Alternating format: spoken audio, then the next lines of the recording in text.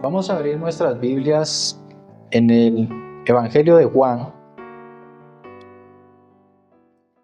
Vamos al capítulo 7. Recordemos que estamos en la serie Para que crean en su nombre. Hemos avanzado, ya llevamos un recorrido en esta serie. Y vamos a estudiar los versículos 25 al 36 de este Evangelio.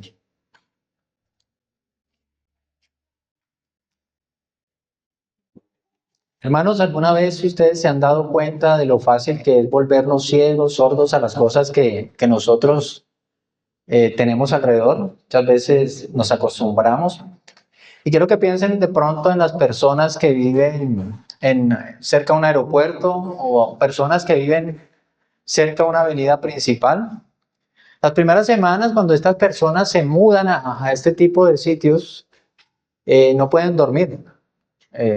Escuchan a toda hora los motores de los aviones, quieren mudarse, acabaron de llegar, pero después de que pasan unos meses, el cerebro se va acostumbrando, se acostumbra al sonido de los aviones, al sonido de los carros. Ya cuando un avión pasa por encima del techo ni siquiera se dan cuenta, ya el cerebro se acostumbró, asume que ya ese ruido es algo normal, que no necesita prestarle mucha atención. Y hermano, esto es lo que nos pasa en la vida diaria, y esto ilustra uno de los peligros más grandes que puede enfrentar nuestra vida espiritual: acostumbrarnos. A veces llevamos tanto tiempo en la iglesia y escuchamos muchos sermones durante el tiempo que hemos estado viniendo a la iglesia, cantamos himnos y asumimos que ya sabemos todas las cosas acerca de Dios, nos acostumbramos, ¿verdad? Ya todo lo sabemos sobre Dios.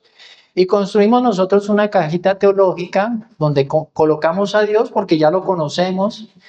Nos volvemos sordos a lo que realmente nos quiere decir el Señor a través de su palabra. Cada vez que nosotros estamos frente a la Escritura, es Dios mismo quien está hablando, porque es su palabra la que está siendo predicada, cuando es predicada con fidelidad. Y nosotros pensamos muchas veces con arrogancia: yo ya sé quién es Jesús, yo no necesito que nadie me lo explique, yo ya conozco perfectamente a Jesús.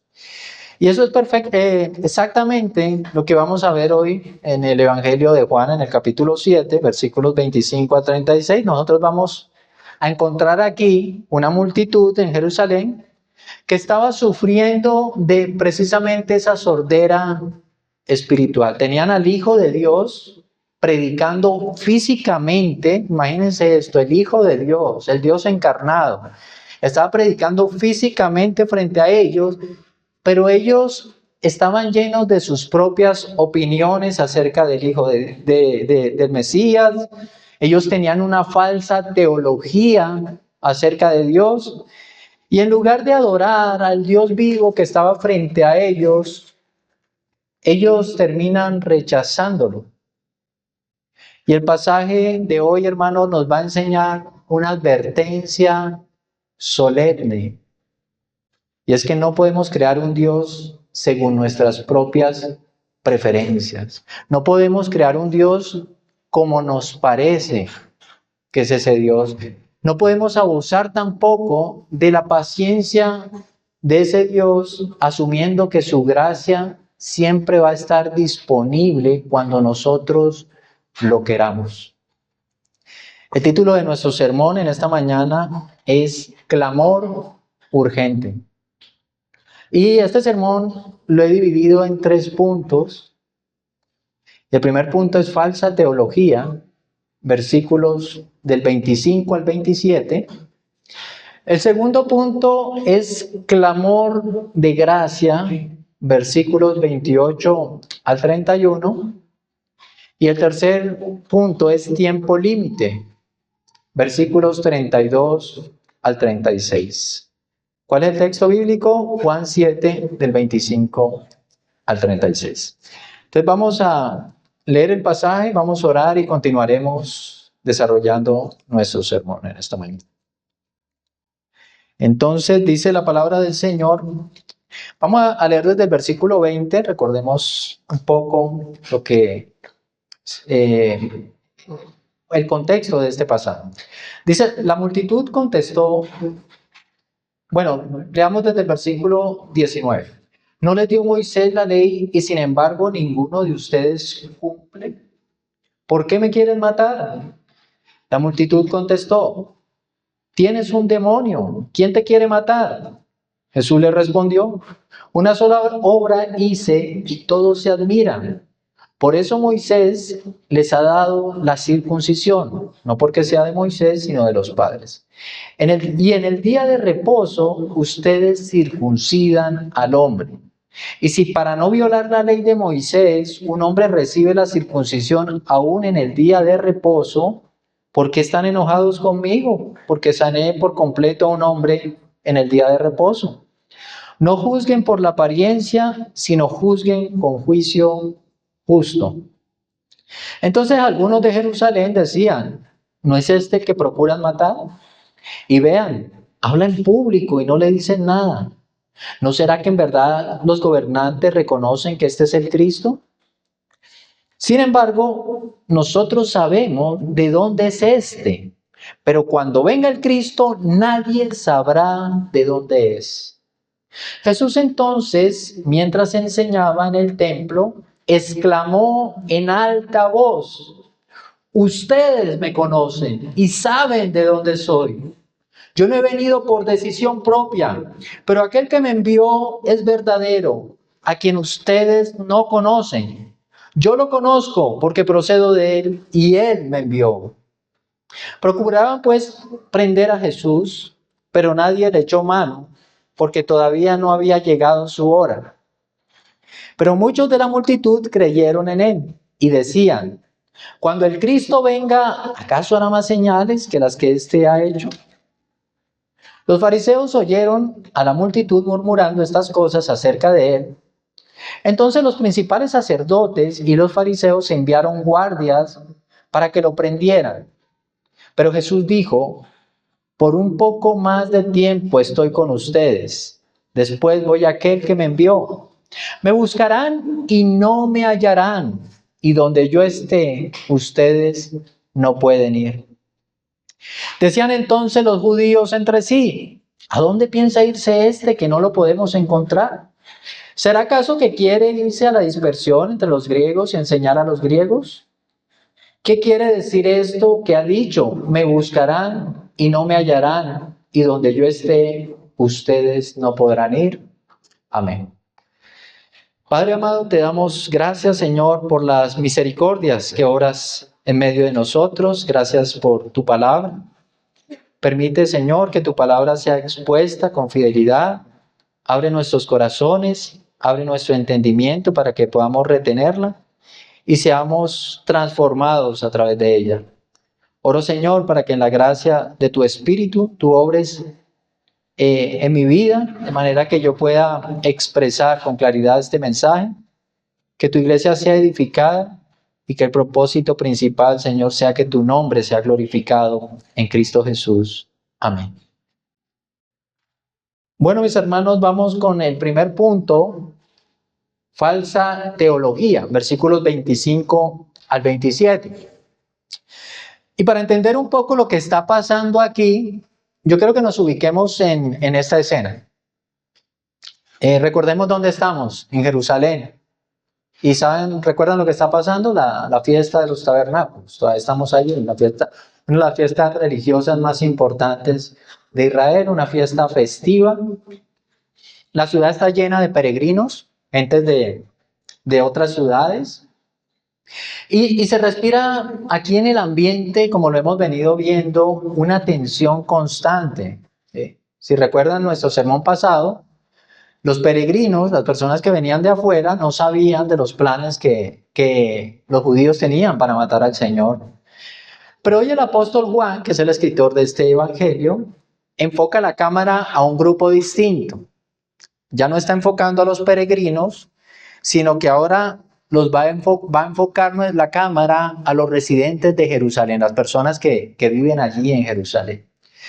Y estas personas de Jerusalén conocen las intenciones que tienen los judíos. Y ellos saben perfectamente lo que los líderes religiosos ya han ordenado de manera secreta, y es matar a Jesús. Pero por eso, hermano, cuando estos hombres ven lo que está ocurriendo aquí, a Jesús predicando en el templo, ellos quedan totalmente desconcertados. Y es lo que dice el versículo 25 y 26. Entonces, miren lo que dice: algunos de Jerusalén, o sea, personas que eran de Jerusalén, decían: ¿no es este al que procuran matar? Y vean, habla en público y no le dicen nada. ¿No será que en verdad los gobernantes reconocen que este es el Cristo? Aquí la multitud, hermanos, está confundida. Ellos piensan, bueno, si los fariseos no arrestan a Jesús, a ese hombre que está predicando, ¿será que se dieron cuenta de que es el Mesías? Pero rápidamente las mismas personas descartan esa idea. Y quiero que presten mucha atención, versículo 27, porque es en este versículo donde ellos caen en su propia trampa. Y es allá donde vamos en este primer punto. Dice el versículo 27, sin embargo nosotros sabemos de dónde es este, pero cuando venga el Cristo nadie sabrá de dónde es. Mira lo que están diciendo ellos. Y yo quiero que nos detengamos aquí por un momento, porque lo que encontramos en este pasaje, hermanos, es la arrogancia aquí en medio de estas personas. Ellos dicen, nosotros sabemos. Ellos sabían mucho de lo terrenal acerca de Jesús. Ellos sabían que Jesús venía de Nazaret, muchos lo conocían. Ellos conocían a su familia terrenal, ¿verdad? Expresaban a veces que era el hijo de José. Pero ellos realmente, a pesar que decían que conocían a Jesús, lo que encontramos es que padecían de una profunda ignorancia espiritual. Miren lo que dicen, miren lo que están diciendo aquí. A ver si ustedes detectan el error de estas personas. Dice, cuando venga el Cristo, nadie sabrá de dónde es. Ahora, la pregunta es, ¿de dónde sacaron ellos que nadie sabría de dónde es el Cristo? Ellos no sacaron eso de las Escrituras. Los profetas del Antiguo Testamento habían sido clarísimos de dónde vendría el Cristo. ¿Recuerdan Miqueas 5:2? Miqueas dice de dónde vendría el Cristo, que nacería en Belén. Recordemos el pasaje. Pero tú, Belén Efrata, aunque eres pequeña entre las familias de Judá, de ti me saldrá el que ha de ser gobernante en Israel, y sus orígenes son desde tiempos antiguos, desde los días de la eternidad. Está hablando claramente de Cristo y dice de dónde vendría. De hecho, los principales sacerdotes sabían perfectamente de dónde vendría el Cristo. Recordemos que eso se lo dijeron a Herodes cuando leemos Mateo capítulo 2, versículo 5. Ellos citan este pasaje. Y algunos de la multitud también lo sabían, y lo vamos a ver en un próximo sermón, en Juan 7:42, que sí sabían de dónde vendría el Cristo. Entonces, ¿por qué la gente aquí está diciendo que no sabría de dónde venía el Mesías? Bueno, hermanos, hay algo trágico que encontramos aquí, y es que durante los 400 años de silencio entre el Antiguo Testamento y el Nuevo Testamento, no sé si recuerdan que hubo 400 años en donde Dios no levantó profetas, y habló, la siguiente vez que habló después de Malaquías fue con Juan el Bautista. Juan fue el último profeta del Antiguo Testamento, aunque lo encontramos en el Nuevo Testamento. Hubo 400 años de silencio de Dios. Y durante esos 400 años, el pueblo judío empezó a darle más peso a las tradiciones que a la palabra de Dios.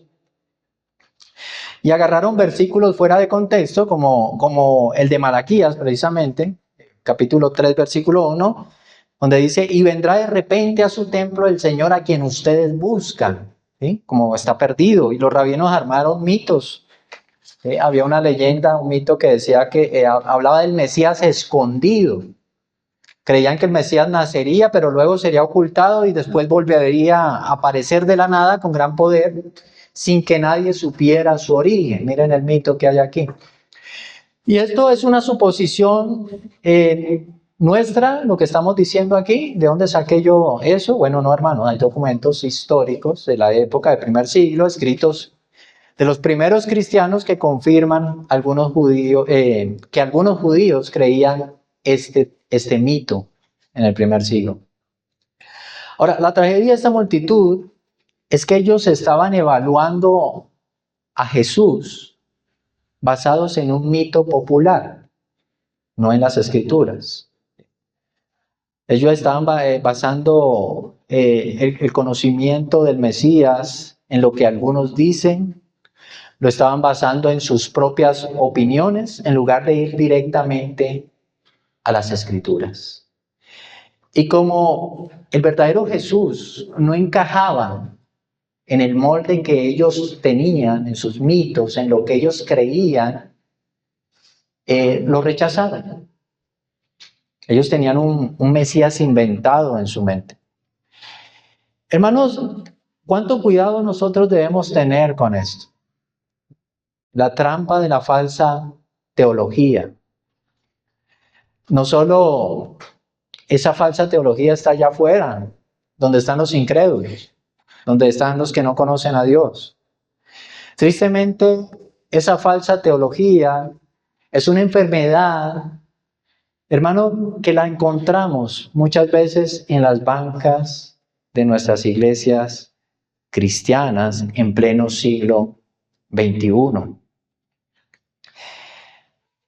Igual que esta multitud, hermano, hoy en día corremos el riesgo de armar un Dios basado en mitos y no en la verdad de las Escrituras. Algunos basan su conocimiento de Dios en sus propias opiniones. Ahora, ¿cómo se ve esto en nuestro tiempo? ¿Cómo sucede esto de crear un Dios a partir de nuestras propias opiniones? Bueno, vivimos en una generación, si se han dado cuenta, que le encanta decir, yo creo en Dios, ¿cómo? A mi manera, ¿verdad?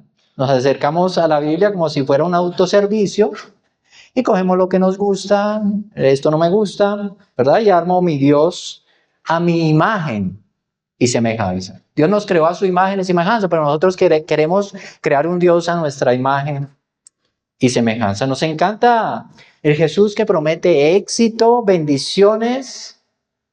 Aquel Jesús que quiere llevar a cabo todos nuestros sueños, ¿no? Porque aún ponemos a Dios a servirnos a nosotros, ¿sí? Dios cumple mis sueños, tengo muchos sueños. Y rechazamos al Dios que nos manda a tomar una cruz.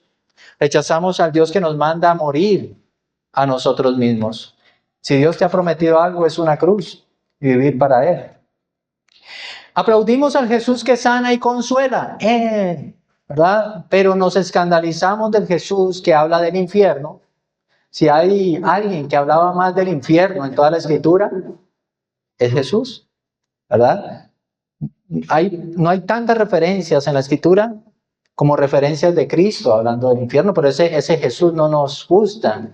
No nos gusta el Jesús que habla del juicio, no nos gusta el Jesús que habla del arrepentimiento, que nos estorba en nuestro pecado. Queremos un Salvador que nos rescate en las crisis, en los problemas que tenemos, problemas financieros muchas veces, problemas familiares, pero no queremos un Señor absoluto que gobierne sobre nuestra vida, que nos diga cómo se maneja la sexualidad, cómo se maneja el dinero, cómo debemos manejar nuestro tiempo libre. Ese Dios no me gusta, el que gobierna mi vida, ¿verdad?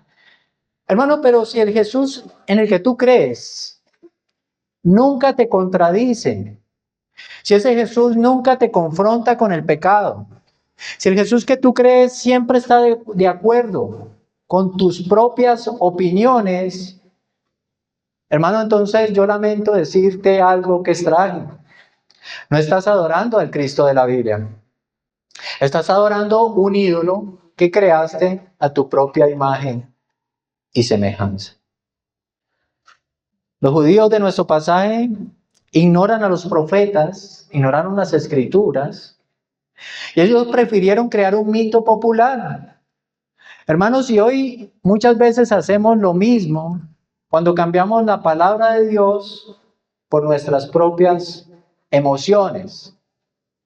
Decimos, yo siento que Dios me entenderá si me divorcio. Lo que pasa es que somos incompatibles con mi esposa. Entonces Él me va a entender, pero no nos importa lo que dice la palabra de Dios cuando dice que Dios aborrece el divorcio. No nos importa, ¿verdad? Y decimos, en mi corazón siento que Dios entiende mi situación y lo único que yo sé es que Dios quiere verme feliz. Y usamos esa emoción como excusa para justificar el pecado. Decimos, los tiempos han cambiado, la sociedad ya acepta todo, no podemos ser tan cerrados. Si se casa un hombre con un animal, mujer con mujer, o sea, eso no pasa nada, ya al fin y al cabo Dios es amor, estamos en el siglo XXI. Pero qué peligro es pensar de esa manera, hermanos. El profeta Jeremías dijo algo, y es que nuestro corazón es engañoso más que todas las cosas.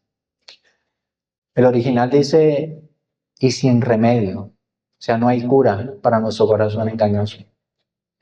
Nosotros no podemos evaluar a Dios basados en lo que diga la cultura. Nosotros no podemos evaluar a Dios basados en lo que dicen los documentales de Netflix. No podemos hablar de Dios basado en nuestras emociones, porque nuestras emociones son cambiantes. Un día están arriba, otro día abajo. La única regla de fe y conducta que nos habla perfectamente del carácter de Dios, de quién es Dios y cuál es el propósito de Dios en nuestras vidas, son las Sagradas Escrituras. No puedes estar buscando a Dios fuera de las Escrituras. Y finalmente quiero que noten la arrogancia de la multitud. Esta multitud decía, nosotros sabemos de dónde es este. Y ese es el pecado del orgullo espiritual. A veces llevamos tantos años en la iglesia, hemos escuchado tantos sermones, leído tantos libros, que perdemos por completo la humildad para recibir la palabra del Señor. Ya la palabra de Dios muchas veces la escuchamos y no quebranta nuestro corazón. Venimos al servicio con una actitud de, a ver qué me va a enseñar el pastor. Yo ya lo sé todo. O sea, lo que él dice, pura repetición para mi vida. No nos quebranta la palabra. No nos maravillamos de la palabra de Dios. Es Dios hablando a través de las Escrituras. Siempre Dios quiere decir algo a nuestro corazón. Muchas veces miramos al vecino, ¿verdad? Ah, está hablando para este. No, Dios está hablando para ti, para cada uno. Tenemos la cabeza tan llena de conocimiento teológico, pero nuestro corazón frío. Hermano, creemos que ya tenemos a Dios totalmente descifrado, ya lo conocemos perfectamente, que no hay nada más que Él pueda hablarme. Y esa es la misma arrogancia que encontramos en este pasaje. Nosotros dejamos de escuchar muchas veces la voz de Dios revelada en su palabra, la voz de Dios confrontando nuestras vidas, porque creemos que ya no la sabemos todas. Hermanos, no tropecemos con la misma piedra que tropezaron estas personas en Jerusalén. Sometámonos nuestra mente, sometamos nuestras emociones, sometamos nuestro orgullo a la autoridad de la palabra de Dios. Es allí donde debemos someternos. Hermanos, y aquí acabamos de ver una tragedia, ¿verdad? La multitud está atrapada en su propia falsa teología, lo que vemos en este primer punto. Ellos han armado un Cristo según sus propias preferencias, estaban murmurando en los pasillos del templo, porque creían que ya tenían a Dios descifrado, ya conocían perfectamente a Dios, por lo tanto este que está aquí al frente, decían ellos, no es el Cristo. Pero yo creo que miremos cómo reacciona Jesús ante esta arrogancia humana. ¿Cuál es la respuesta de Jesús ante esta arrogancia de estos hombres? ¿Acaso Jesús se quedó callado? ¿Es lo que vemos aquí en nuestro pasaje? ¿Acaso se retira ofendido? Bueno, quiero que veamos que no. Y ese es nuestro segundo punto. Clamor de gracia. Versículos 28 al 31. Y quiero que miremos el texto. Miren lo que hace el Señor en el versículo 28. Dice el pasaje, Jesús entonces, mientras enseñaba en el templo, exclamó en alta voz, o sea, el Señor levantó la voz. Y él dijo, ustedes me conocen y saben de dónde soy. Yo no he venido por decisión propia, pero aquel que me envió es verdadero, a quien ustedes no conocen. Mis hermanos, yo quiero que miremos aquí el contraste. Mientras la gente estaba murmurando a escondidas, ahí entre la multitud, y lo hacían en voz baja, Jesús hace todo lo contrario en este pasaje. Jesús no murmura, no habla en voz baja. Dice el pasaje que el Señor alzó la voz, clamó. Es un término griego, krasó, que se traduce allí como clamó. Y aquí lo que está diciendo no es que levantó la voz porque estaba enseñando.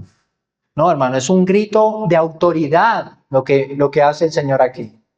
¿Verdad? Jesús levanta su voz en medio del templo para cortar de raíz la confusión y falsa teología de estas personas. Él toma las palabras de ellos para dejar en evidencia la ceguera que encuentran estas personas que están hablando con él. Él les dice, ustedes creen conocerme. Claro, ustedes saben de dónde vivo, ustedes saben dónde crecí, ustedes conocen mi familia, pero ignoran cuál es mi verdadero origen. Y luego Jesús lanza una afirmación que es devastadora para el orgullo de estos hombres. Él les dice, pero aquel que me envió es verdadero, a quien ustedes no conocen. Y quiero que se imaginen a estos líderes de Israel, con los que está hablando Jesús, a los que les está diciendo el Señor que no conocen a Dios. Hombres que oraban 3 veces al día. Estos eran hombres que ayunaban. Estos eran hombres que se sabían la ley, las escrituras de memoria. Pero Jesús les está diciendo aquí, hay mucha religión en ustedes, pero no conocen a Dios. ¿Y con qué autoridad le dice el Señor esto a estos hombres? Con la autoridad de quien viene de la presencia misma del Padre. Por eso él remata en el versículo 29 diciendo esta gloriosa declaración, hermano. Él dice, yo lo conozco porque procedo de él y él me envió. Y quiero que, bueno, aquí el Señor está estableciendo una diferencia. Él está mostrándole a estos hombres que ellos tienen una religión vacía y también les está mostrando quién está frente a ellos. Él les está mostrando la identidad eterna que Él tiene. Él procede, Él viene del Padre. Yo le conozco porque procedo de Él y Él me envió. O sea, viene de los cielos, ¿verdad? Y quiero que notemos la doble reacción. ¿Cuál es la reacción que provocan estas palabras de Jesús en estos hombres con los que Él está hablando? Versículo 30 y 31. En el versículo 30 vemos la hostilidad de estos hombres estalla en un momento. Versículo 30 dice, procuraban pues prender a Jesús, pero nadie le echó mano porque todavía no había llegado su hora. Querían coger a Jesús, llevarlo a una prisión, querían matarlo, ¿verdad? Los líderes religiosos estaban llenos de ira, querían arrestarlo, pero aquí encontramos que la mano soberana de Dios los detuvo, porque no podía hacer nada porque no había llegado la hora. Nadie pudo tocarlo. Los tiempos, hermanos, no los controlan las personas. A veces nos preocupamos y nos preocupamos de las cosas, pero los tiempos los controla es el Señor. Nadie pudo echarle mano. ¿Por qué no pudieron echarle mano a Jesús para arrestarlo en ese momento, teniéndolo ahí al frente? Estaba solo. No tenía armas. ¿Por qué? Dice, no había llegado la hora, no era el momento, no estaba dentro de la voluntad del Padre que lo arrestaran en ese momento. No son los hombres los que determinan los planes de Dios. La hora de ir a la cruz de Jesús no había llegado. Ahora, ¿cuál es la otra reacción en las palabras de Jesús? Vemos que hay una reacción en los judíos. Quieren arrestarlo. Pero hay otra reacción en esta multitud, y es la que encontramos en el versículo 31. Pero muchos de la multitud creyeron en él. A pesar de la hostilidad, a pesar de la confusión, a pesar del peligro, la palabra de Cristo penetró en el corazón de algunos. Tenían el corazón endurecido, pero Cristo, con su palabra, como espada de dos filos, penetra en sus corazones. Y dice el pasaje que muchos fueron despertados a la fe. Muchos de la multitud creyeron en él. Amados, y aquí vemos un clamor de Jesús. Dice que levantó la voz. Ya miramos qué significa esto, ¿verdad? Él alzó la voz. Y esto nos coloca en esta mañana frente a dos realidades que son inmensas, pero que también son urgentes para nosotros hoy. Hermanos, no podemos quedarnos solamente mirando las Escrituras, estudiando las Escrituras y pensando que lo que dice la Escritura era solamente para la gente que estaba allí. Siempre que leemos las Escrituras tiene algo que decirnos a nosotros, y en esta mañana las Escrituras nos están hablando a nosotros. Una es, hermano, que hay una exclusividad absoluta de Cristo.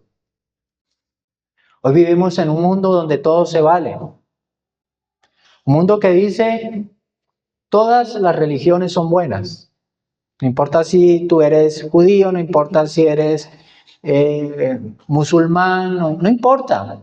Todos los caminos nos llevan a Dios. También es un dicho popular. Y el mundo, ¿qué te dice? Tú puedes creer en el Dios que quieras, siempre y cuando seas buena persona. ¿Verdad? Pero el clamor que tiene Jesús aquí en el templo destruye esa mentira que encontramos. Hermano, Jesús dice, ustedes no me reciben a mí, entonces ustedes no reciben al Padre. Tú puedes ser la persona más moral de tu barrio, la mejor persona, uy, qué persona tan buena gente. Puedes dar la mayor parte de tu salario a los pobres, ¿verdad? Dice, bueno, me voy a quedar solamente con el 30% de mi salario y el 70% lo voy a repartir a los pobres. Tú puedes venir a la iglesia todos los domingos y no faltar a ningún servicio, pensando que con eso podemos ser canonizados. Pero quiero que me escuches bien, hermano, si tú no tienes a Cristo, tú no tienes a Dios. No hay un conocimiento verdadero del Padre fuera del Hijo. Para conocer al Padre, debes conocer al Hijo. Y Jesús es el único puente que nos enseña la Escritura. Él es el único mediador entre Dios y los hombres. Jesucristo es el único Salvador. Si tú rechazas al Cristo de la Biblia, con lo único que tú vas a quedarte es con una religión vacía. Y esa religión vacía, hermano, no puede salvarte, porque estás excluyendo al Salvador. Te estás quedando con la religión, pero sin el Salvador. Y aquí encontramos otra cosa, hermanos, y es la gracia de un Dios que grita para salvarnos. Quiero que veas la profunda misericordia de Dios en este pasaje. ¿A quién le está hablando Dios en este pasaje? ¿A los no creyentes? Le estaba hablando al pueblo, judíos, religiosos. Estaban en una fiesta judía. Una fiesta para el pueblo de Dios, que era la fiesta de los tabernáculos. Aunque Dios habla a los incrédulos que necesitan el Evangelio, Dios muchas veces nos habla a nosotros como iglesia y lo hace con misericordia. ¿Por qué Jesús alzó la voz? ¿Por qué Jesús clamó tan fuerte en el templo? ¿Estaba bravo? ¿Por qué lo hizo? Hermano, porque cuando tú ves una persona ciega que está caminando hacia un precipicio, tú ¿cómo le dices? ¡Ey! Te vas a caer. Tú le gritas, ¡cuidado, te caes! Cuando tú ves una casa en llamas y la gente está durmiendo y tú vas pasando a las 3, 2 de la mañana y ves que se está quemando y sabes que hay gente durmiendo, ¿tú cómo vas? ¿Con una monedita tocas la puerta? Golpeas esa puerta y gritas, ¿verdad? Para despertarlos, despierten. Se quema esto, se quema su casa. Y el clamor de Jesús en el templo, hermanos, no es la voz de alguien que perdió la paciencia. No es de alguien que está bravo porque sí, porque me están contradiciendo lo que yo estoy diciendo. Ese no era el clamor de Jesús. El clamor de Jesús aquí es un llamado urgente. Él es un salvador, lleno de compasión. Él quiere rescatar a los perdidos fuera de la iglesia, pero también perdidos dentro de la iglesia. Él está viendo a su pueblo y su pueblo está caminando directo a la perdición en este pasaje. Están confiando en su propia religión. Él alza la voz para despertarlos porque este pueblo está en un sueño espiritual. Hermanos, y de la misma manera, Cristo está alzando hoy su voz. Lo está haciendo en esta mañana. Lo está haciendo a través de la predicación de su palabra. Como lo menciona el apóstol Pablo en Efesios 5:14. Él está clamando a nuestro corazón.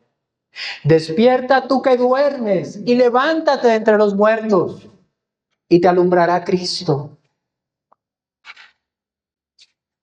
Jesucristo te está llamando, mi amado hermano, no estoy diciendo amigo, estoy diciendo hermano, a que dejes de confiar en tu propia prudencia, a que dejes de jugar a la religión y a que lo mires solo a Él, a Cristo. La religión no salva, el Salvador es Jesucristo. La pregunta que debes hacerte en esta mañana ante el clamor de Jesús como Salvador es: ¿tú vas a salir por esa puerta aferrado a tu religión, a tus buenas obras? ¿O vas a salir con un corazón rendido en fe, como muchos de la multitud que creyeron en Él? ¿Cómo vas a salir por esa puerta esta mañana? ¿Cómo entraste?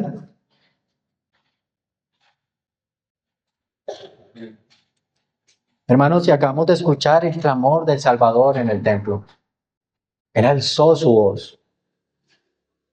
Un llamado de pura gracia. ¿Con qué propósito? ¿Gritarle a la gente? Despertar a los muertos. Y vimos que algunos, por la misericordia de Dios, creyeron, dice el pasaje. Pero, ¿qué hicieron los líderes religiosos? Miren quiénes, los líderes religiosos. ¿Qué hicieron? ¿Se humillaron? ¿Doblaron sus rodillas estos hombres ante lo que decía Jesús? Al contrario, hermanos, se sintieron heridos en su orgullo profundamente. Y escucharon que muchos de la gente empezaron a creer. Y entonces entraron en pánico y toman una decisión que es una decisión trágica para ellos mismos. Y ese es nuestro tercer punto en esta mañana. Tiempo límite. Versículos 32 al 36. Y quiero que leamos juntos el versículo 32. Dice que los fariseos oyeron a la multitud murmurando estas cosas. acerca de él. Entonces los principales sacerdotes y los fariseos, miren qué hicieron, enviaron guardias para que lo prendieran. Aquí lo que encontramos, hermanos, es un liderazgo religioso totalmente endurecido. Al no poder rebatir la verdad de Cristo, la respuesta de esos hombres fue la de los cobardes. Enviar a los guardias del templo para tratar de callar la voz de Dios, como si se pudiera callar la voz de Dios. Pero Jesús, sabiendo que su vida está segura con el Padre, hasta que llegue el momento de ir a la cruz, él sabe que los tiempos no estaban en estos hombres, los tiempos están en el Padre.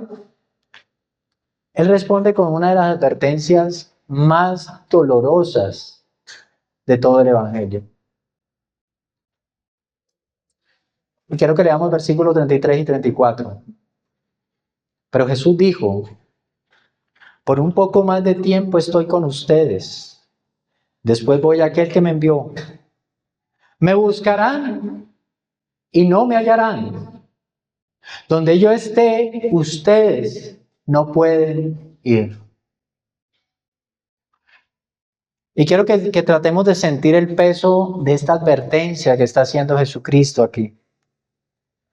Jesús les está diciendo: me voy a la cruz, voy a resucitar, regresaré de donde vine, a la gloria del Padre. Y el tiempo de arrepentimiento para ustedes, que están despreciando la salvación, está hablando a estos hombres, se va a acabar. Y miren la frase escalofriante del versículo 34. Me buscarán y no me hallarán. Y esa es la tragedia de una puerta que se cierra para siempre. Jesús les está advirtiendo que llegará un día donde van a ser juzgados, un día de angustia, donde van a gritar pidiendo un Salvador. Van a buscar desesperadamente al Mesías, pero será un día en que encontrarán que es tarde. Señor, Señor, en tu nombre no hicimos muchos milagros. ¿No profetizamos en tu nombre? ¿Qué les dirá el Señor? Apártense de mí. Nunca los conocí. ¿Cuáles eran las palabras con que lo llamaban? Señor, Señor. Eran creyentes, supuestamente. Apártense de mí. Nunca los conocí. ¿Cómo responde la multitud a esta advertencia tan solemne que está haciendo el Señor aquí? Quiero que miremos versículos 35 y 36. Decían, entonces los judíos entre sí: ¿a dónde piensa irse este que no le podemos encontrar? ¿Será que acaso quiere irse a la dispersión entre los griegos, enseñar a los griegos? ¿Qué significa esto que dijo: me buscarán y no me hallarán, y donde yo esté ustedes no podrán venir? Estos hombres siguen ciegos. Están ciegos. No tiemblan con la advertencia que les está haciendo el Señor. Me buscarán y no me hallarán. Es una advertencia. La gracia se va a acabar. ¿Y qué hacen ellos? Se burlan de él. ¿Será que será para donde los griegos, para otra región? Pero Jesús no está hablando de que se va para otra región, le está hablando de su destino eterno. Ellos piensan que están planeando, que Jesús está planeando irse para otro pueblo. Ellos están evaluando aquí al Señor Jesús con una mente natural. No están discerniendo nada. Han perdido por completo de vista la urgencia espiritual de sus palabras. Jesús está hablando con urgencia y no lo entienden. Pasan por alto lo que está diciendo Jesús. Hermanos, ellos no entienden que el tiempo algún día se les va a acabar. Tienen al Salvador del mundo frente a sus ojos. La palabra de Dios viva, encarnada. ¿Y qué prefieren? ¿Seguir tropezando en el orgullo de su propia vida religiosa?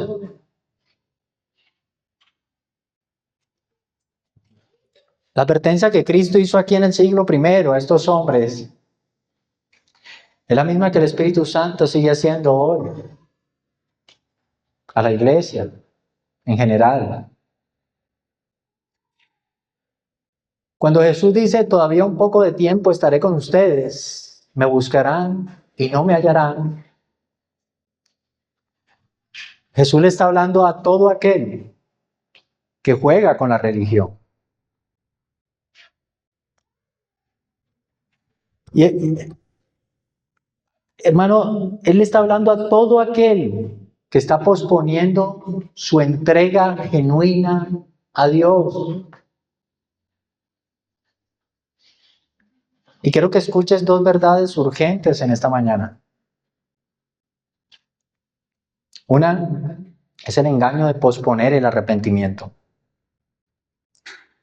Hay personas en la iglesia que escuchan el evangelio domingo tras domingo.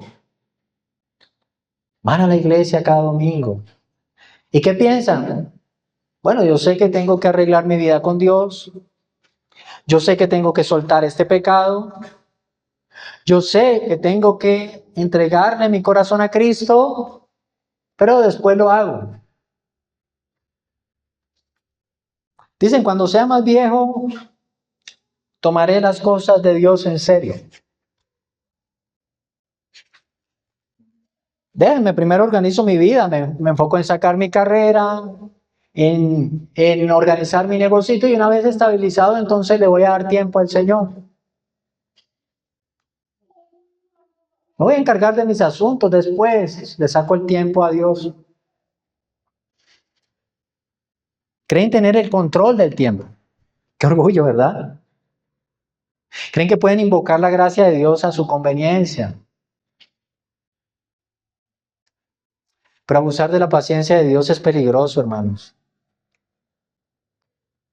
El Señor dice en Isaías 55:6, busquen al Señor mientras puede ser hallado. Llámenlo en tanto que está cerca. La gracia no es algo que tú puedas controlar a tu antojo. Si lo que estamos viviendo es una religiosidad únicamente y no una relación verdadera con el Señor, hay esperanza. Y la esperanza es arrepentirnos. Y hoy es el día de salvación. Y hay otra cosa, hermanos, y es que podemos estar buscando a Dios cuando ya sea demasiado tarde. Y esa fue la tragedia de los fariseos. Cuando los romanos rodearon Jerusalén, destruyeron el templo en el año 70, es algo histórico. Ellos buscaron desesperadamente un Mesías. Querían un Mesías que los salvara. Y lloraron, clamaron, miraron al cielo, pero no lo hallaron. Porque cuando el Salvador estuvo caminando en medio de ellos rechazaron al Salvador. ¿Cuántos no harán lo mismo el día del juicio final? Buscarán a Dios y no porque amen a Cristo cuando se agote el tiempo. Lo buscarán porque van a sentir terror del infierno. Buscarán misericordia. Pero ya allí no van a hallar un padre que les va a decir, buen siervo fiel, entra al gozo de su Señor. Sino un juez justo, que no pasa por alto el pecado.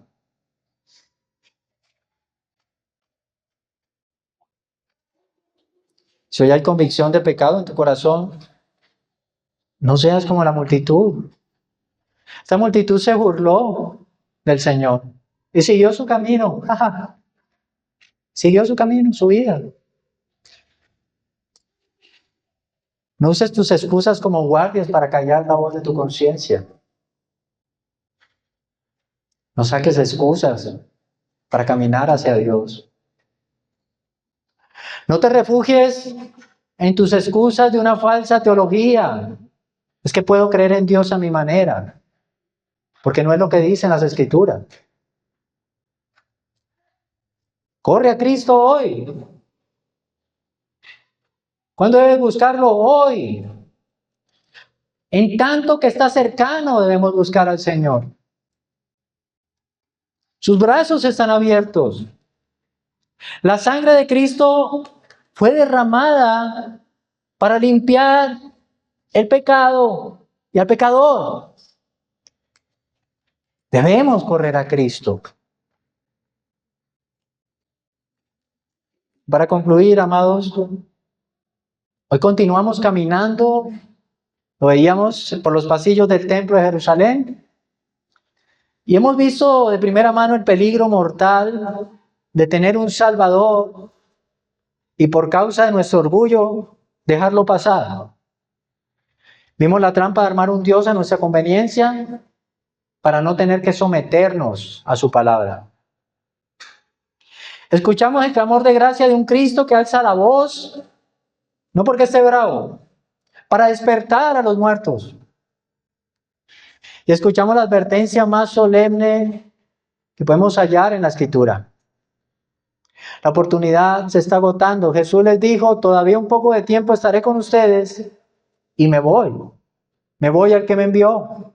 Me buscarán y no me hallarán.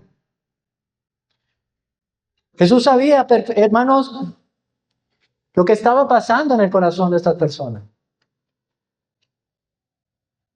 Ahora, ¿cómo regresa Jesús al Padre? Sabemos que Jesús regresó al Padre. Lo estamos esperando de nuevo. ¿Verdad? ¿Cuál fue el camino de regreso a la gloria del Padre? ¿Qué camino tomó Jesús?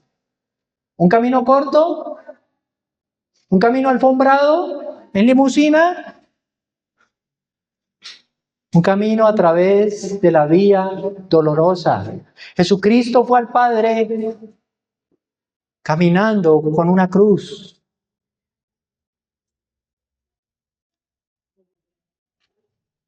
Hermano, Jesús sabía perfectamente que estos líderes religiosos, unos meses después, iban a estar gritando frente cuando él estaba siendo juzgado, crucifíquenlo.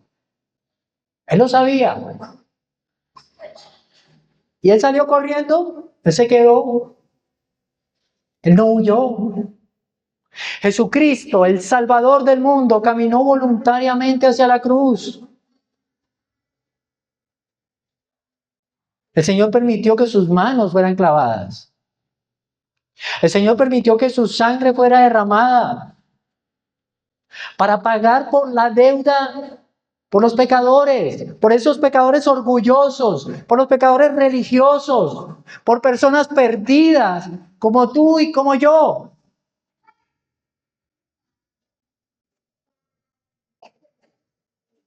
Él sufrió el juicio eterno en la cruz.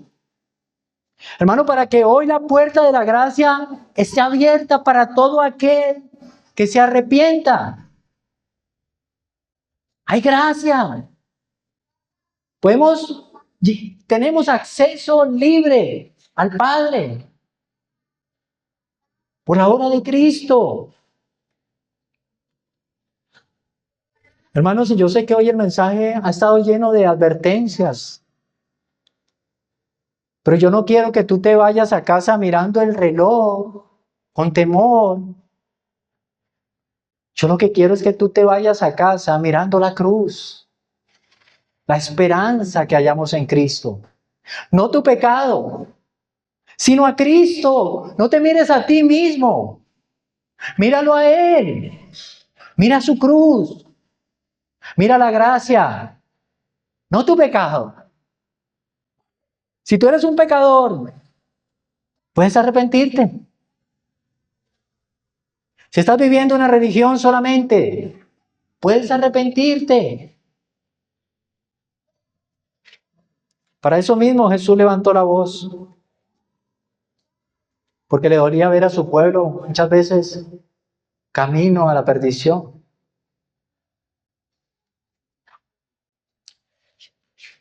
Él no está aquí para condenar a su iglesia. Él está aquí para ofrecer verdadero descanso. Él está ofreciendo gracia. Si hoy el Espíritu Santo ha mostrado, hermanos, que tenemos un Jesús a nuestra medida y no al verdadero Cristo. Si estás posponiendo tu arrepentimiento diciendo mañana me entrego totalmente a Dios, te ruego que en esta mañana tú mires la cruz. Isaías clamó, busquen al Señor mientras pueda ser hallado. Y la gloriosa noticia es que Cristo está dispuesto hoy a dejarse hallar por nosotros. Él está cercano. Jesucristo está dispuesto a perdonar toda arrogancia, a limpiar nuestro pasado, a darnos vida eterna abundante. Para eso vino Él. No te vayas de este lugar cargando el peso de tus excusas. No te vayas dejando el orgullo en tu corazón. Deja el orgullo en la cruz. Busquémoslo con lágrimas, con arrepentimiento. Eres un Salvador tierno, compasivo. Rindamos nuestro corazón al verdadero Cristo, al Hijo de Dios, al Salvador del mundo. Amén. Vamos a orar. Padre amado, te damos muchas gracias, Señor, por todas tus bondades al hablarnos a través de tu palabra. Esa palabra que traspasa muchas veces nuestros corazones, pero que no lo hace para matar.